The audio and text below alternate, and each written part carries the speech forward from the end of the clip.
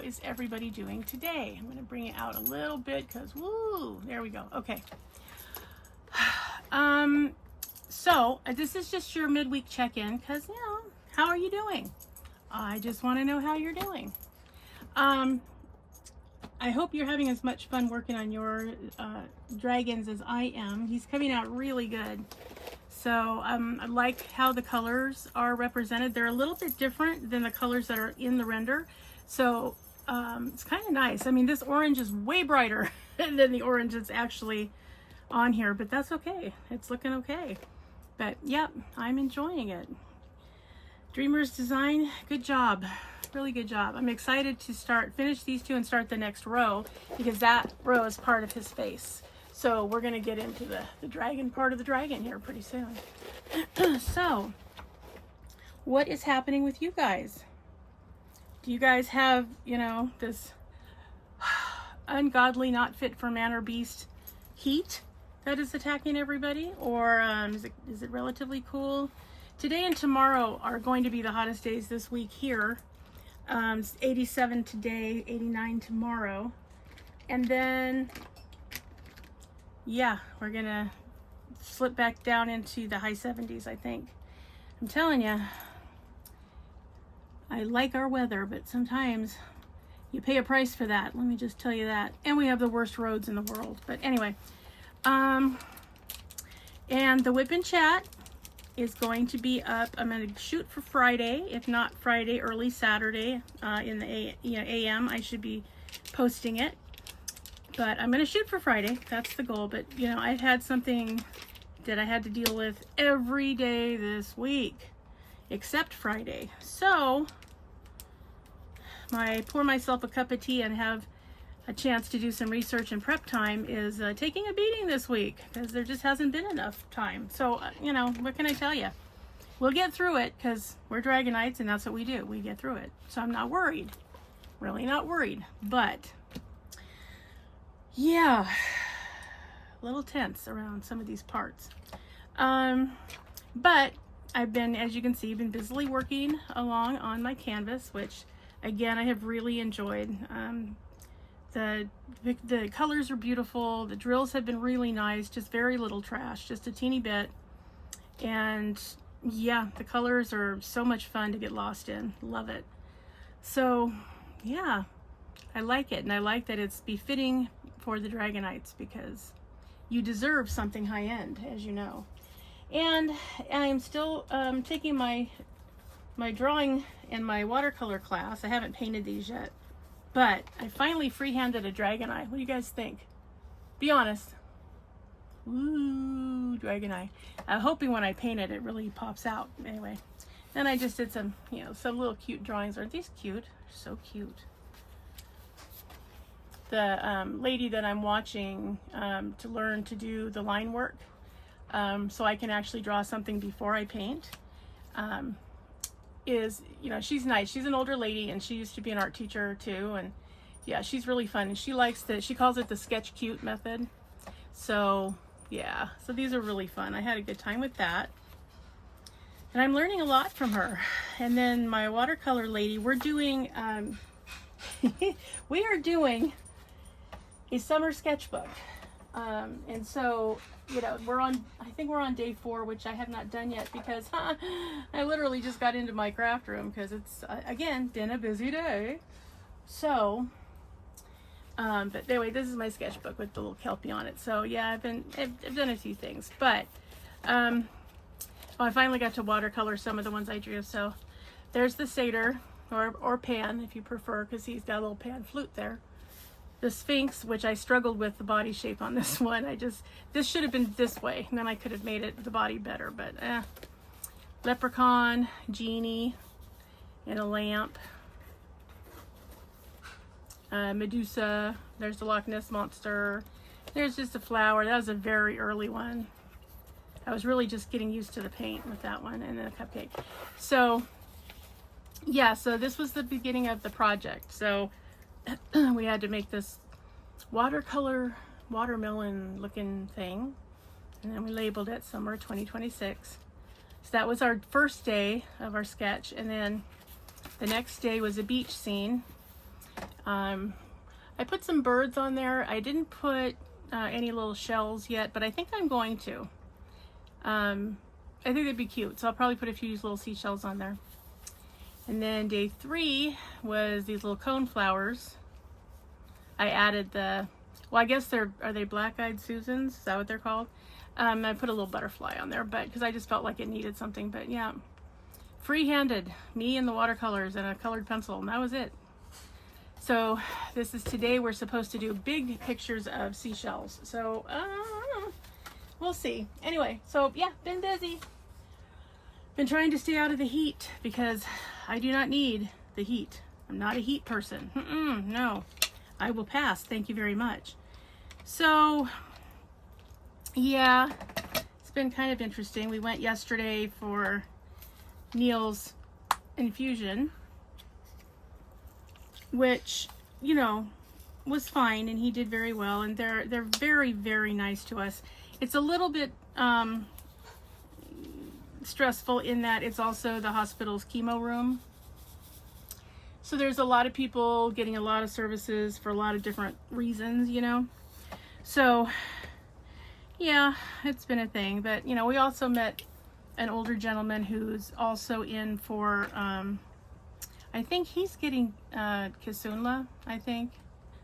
And so it was his first visit, and, you know, there was a little bit of trepidation, I think, on his part. But fortunately, you know, Neil was really great because he told him, yeah, nothing to worry about. You know, we're a little over 6 months in and going fine. So I think that helped, you know, ease the guy a little bit. And his wife was with him too, and clearly she was his caregiver. So it was nice to, you know, be able to be a little bit of support for somebody else. It really was. And we wished them, you know, all the best. And yeah, I told him, hey, it's fine. And, you know, if you have a stomach ache or anything after, just let them know, and they'll give you some, you know, anti-nausea medicine the next time you come. So yeah, just let them know what's going on. Don't try to be stoic about it. Just be upfront. So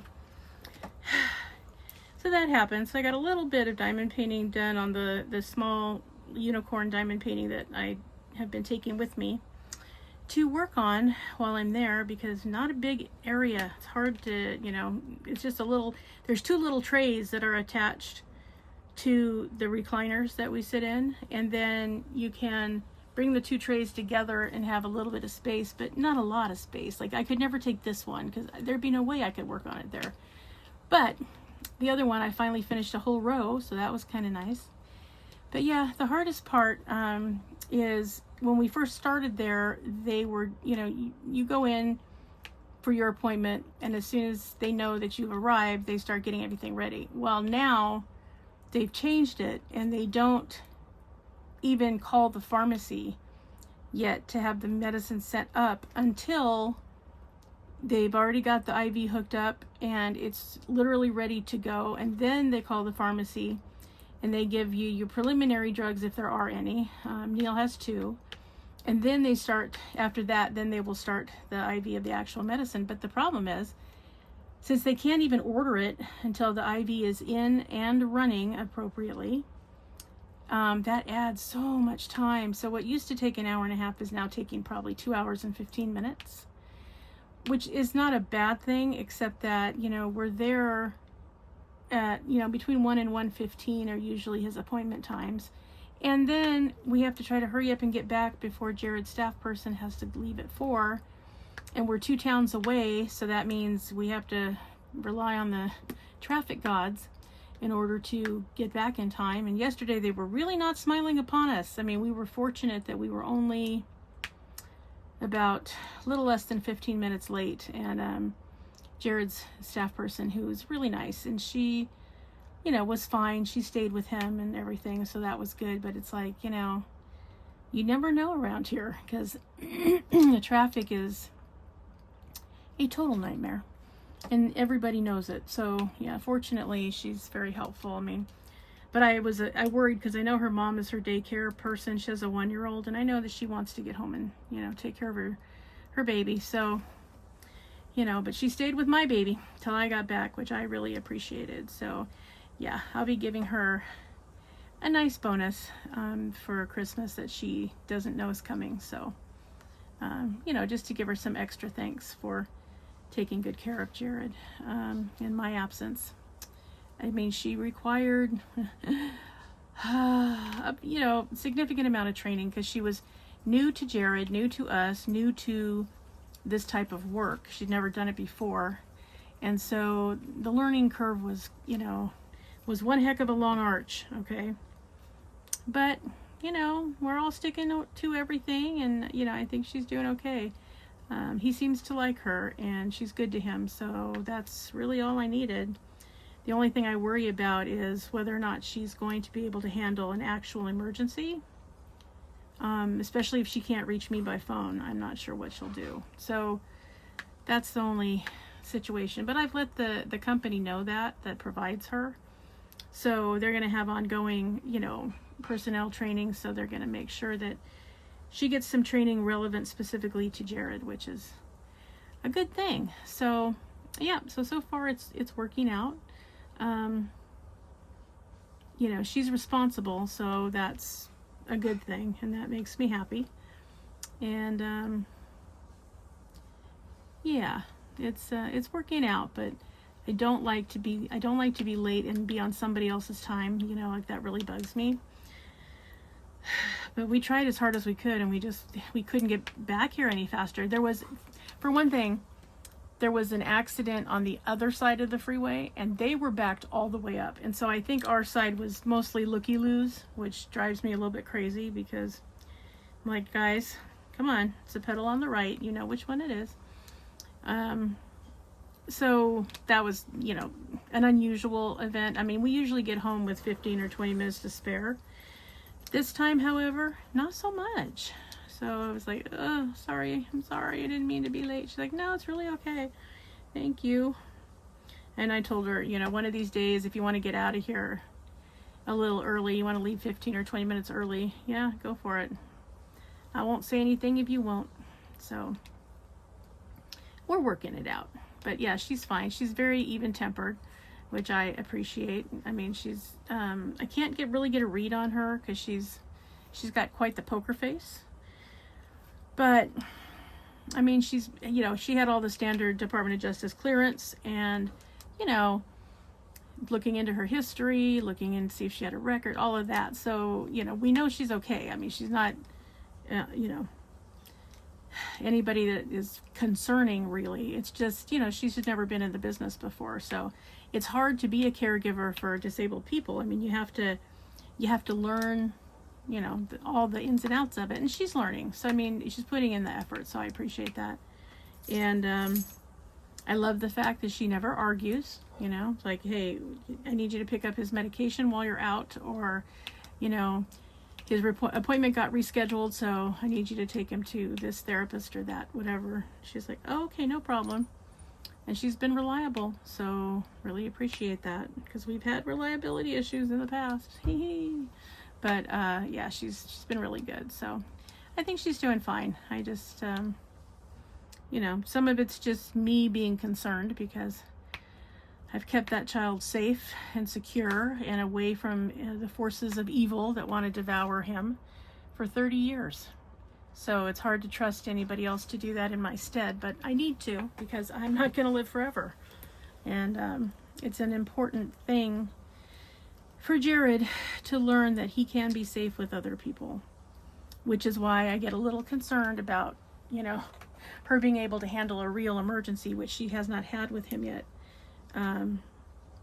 So, you know, we're just doing the best we can is what we're doing. So hopefully it's going to be just fine. But yeah, I would much rather have the job because Jared's one of my favorite people on the planet. I absolutely adore him. I love spending time with him. He's taught me more about the human condition than I could have gotten out of any book or any classroom. So it's hard to give those waking hours of his to someone else to enjoy. You know, I just wish I could, because I love that we have philosophical conversations. I love hearing how he feels about stuff. So, you know, all of that's been something that I've enjoyed all of his life. And so I don't like to sacrifice that time, but I know he needs it. So And on the days when my pain level's really, really high, I'm thankful that he's with somebody who's not in pain, that can really, you know, go places and do the stuff he likes, to take him places and see things, and, you know, all of that is important. So hopefully, and I'll continue to work out and it'll be fine. One of the big issues that I have in the services that are available for disabled people, which in our state, in California, is pretty good. I mean, we have quite a few that we don't have to fight for. We can just, if you qualify, you get them, which is really nice, and it doesn't cost you out-of-pocket expenses directly, which is also extremely wonderful. So that's all great, but it's a revolving door, and that's frustrating to me too, because, you know, most of the regional center services they're not funded as high as they really should be for what they're asking. Meaning, if you want, you know, somebody who's got a degree in behavior and you only want to pay them intern level pay, then you're going to get intern level people. And that means as soon as they do their hours and get their degree, they're going to leave. And so having a revolving door is very difficult for most of the people in Jared's population. And so it's vastly unfair, because you're asking them to trust somebody, which is hard for them to do when it's not a parent or guardian.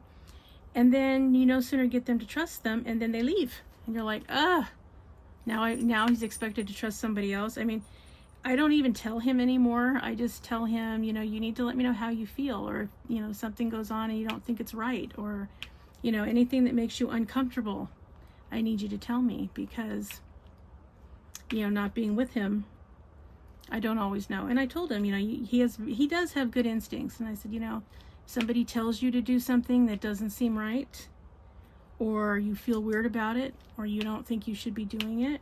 Number one, he always has his cell phone with me on speed dial. He can always call me and verify. So I said, you know, hang on to that. And I said, and number two, you know, you are perfectly within your rights to say, no, I don't want to do that. That doesn't seem right to me. So until I can talk to my mom, I'm not going to do it. And that should be good enough. If they argue with you, I know you know how to argue. He's like, yes, I do. I'm like, okay. So, I mean, I'm very thankful that he's both verbal and ambulatory. A lot of the participants in the programs that he's been a part of have not been. And that would be so terrifying to me. I don't know if I could stand it. I mean, really. So, I mean, that talk about ultimate vulnerability, like I can't even imagine. So, but yeah, he can walk, he can talk, he can tell somebody off if he thinks they're being inappropriate. If they come at him and he feels threatened, I mean, he will do whatever he thinks he needs to do to get away from that person. So I'm thankful beyond measure for all of that. But I also go to great pains to make sure that the kind of people who would seek to do him harm are not the people in his life and are not in his immediate circle. We've been unfortunate, you know, in years past, we've had some of those people, and I know that I've been responsible for the firing of more than one of them. But really, if I have to report you for being inappropriate with my son, you're in the wrong field to start with. You really shouldn't be here. So, yeah, there's that. And let me just add, you have picked the wrong kid to cause problems with, because, yeah, Jared's mother is going to be contacting you, and it won't be pretty. You, your boss, their boss, whoever it takes, because, yeah, you are not going to harm my son in any way. Physically, verbally, you know, in any capacity, any type of abuse is not going to happen. So just beware of that. And there are people that were fully inappropriate, that were very threatening, that spoke to him in a tone that implied they were going to do something physical if he wasn't compliant with them. I was like, yeah, no, that's 100% not going to be the case. And then when I called about him, and I used my phone, I videoed Jared verbatim, because when he came home, I can tell by how he is when he gets home if something's gone on. If he's not relaxed and he's tense, then something has happened, and I just have to get down to it. Sometimes it takes him a while to process it and tell me, but I'll get to it eventually. We will find out, and I will stop the presses, and he will not be going with anybody until we figure it out. So this particular person who had all these fantastic credentials when they were interviewed for the position, they were in the secondary education program, turned out to be just awful. Well, when I called to say what he said, I videoed Jared. I said, here's exactly, because, you know, Jared is almost eidetic memory, not all the way, but he will tell you verbatim how a conversation went with intonation and everything. I mean, playing both parts of the conversation, like you, literally, it could be scripted, because that's how he took it in, right? Especially if something traumatized him. He literally has it verbatim. You just have to let him do it. So I did that, and I had it down on the video. I sent the video to his immediate supervisor, and then to, which was the teacher in the classroom that Jared was in, and then to the principal of the school that oversaw the secondary education program. And I said, yeah, absolutely not. What is the meaning of this? And, oh, wow. Okay, well, thank you for telling us. We will get back to you before the end of the day today and let you know what we've discovered, because we're required to investigate, but we will let you know. I said, okay, I understand that he's not going to be in class again until this is rectified, and if that person comes near him again, I will be calling the police and making a report. So you understand what's at risk here. Yes, we totally understand. Okay. So the principal, well, the teacher called me back within like 30 minutes as soon as he got the story from one of the other paraeducators that was with the group when it went on. And he called me to let me know, number one, how sorry he was, and number two, that particular employee, even though they came with all these wonderful recommendations, they already knew something was up. They extended his probation period, so instead of 3 months, it was 6 months, because he was not making the cut. I'm like, okay, if you knew that, why would you leave him with the kids? I mean, I understand that you have to, you have to give people an opportunity to improve, but for God's sake, then you need to send somebody with that guy so that the kids are, or the young adults are not vulnerable while he's improving, to be mistreated, which is what it was. And I said, yeah, don't put Jared in that situation again. I mean, you knew better. You shouldn't have done it. So there you go.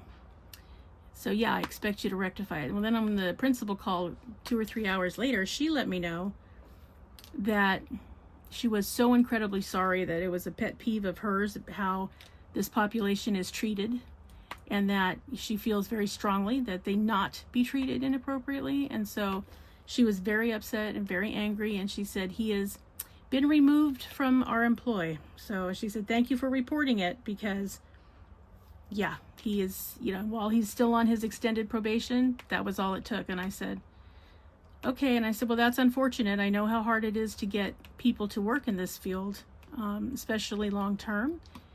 But I said, clearly he needed to move on to something else. She said, yes, he did. And I thought that by extending his probation, he would understand that, and we told him what he needed to do before the next 90 days was up. And, he kept telling us he was working on it, but we could kind of tell by his attitude, he just wasn't making it for whatever reason. And he had been a foster parent and all this other stuff. And I thought, oh God, those poor kids. That was the first thing I thought. So anyway, I said, it wasn't my intention to have him be removed from his occupation, but I said, wow, I mean, for him to speak to Jared like that is so, it wouldn't have been okay if Jared didn't have special needs. And she agreed. She said, absolutely not.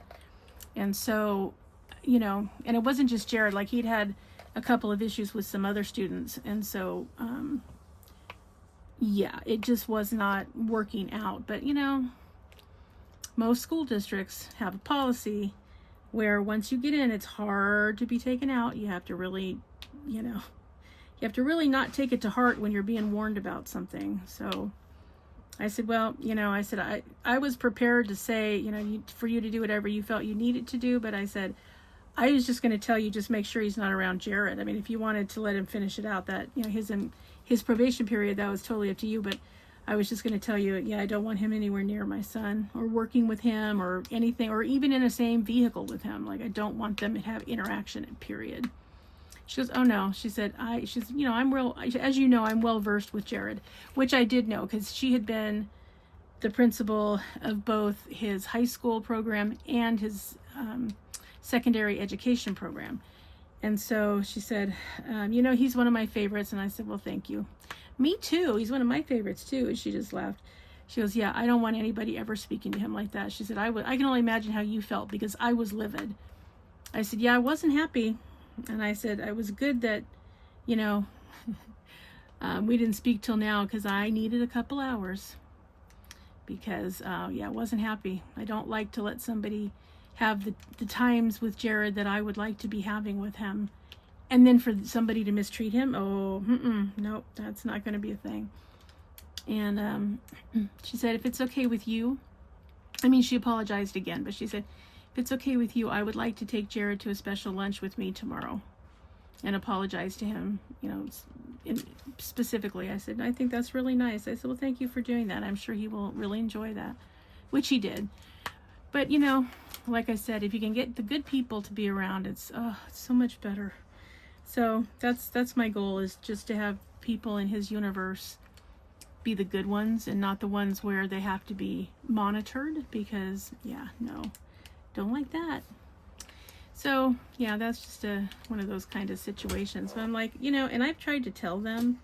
I've even told, when he was in high school and middle school, I told the teachers, if you wouldn't say it to me, then don't say it to him. He doesn't require that to begin with.